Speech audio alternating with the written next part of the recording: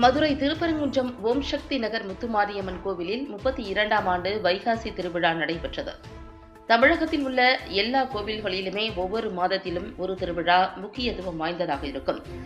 அந்த வகையில் மதுரை அருள்மிகு ஓம் சக்தி நகர் முத்துமாரியம்மன் கோவிலில் நடைபெறும் வைகாசி திருவிழா மிகவும் பிரசித்தி பெற்றது. முத்துமாரியம்மன் கோவிலில் நடைபெற்று வரும் வைகாசி திருவிழாவினையொட்டி 100க்கும் மேற்பட்ட பக்தர்கள் பால்குடம் எடுத்து தங்களது நேர்த்திக்கடன் செலுத்தினர்.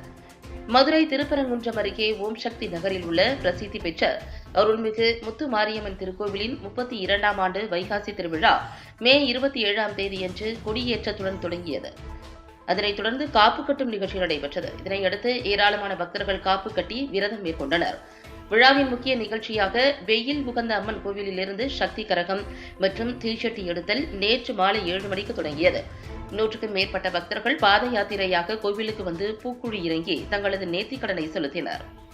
திருவிழாவில் அக்னி சட்டி, முளைப்பாரி ஊர்வலம், மாவிளக்கு பூஜை, அம்மனுக்கு சிறப்பு அபிஷேகம், திருவிளக்கு பூஜைகள் வெகு விமரிசையாக நடைபெற்றன. இதனைத் தொடர்ந்து ஆடல் பாடல் நிகழ்ச்சி நடைபெற்றது.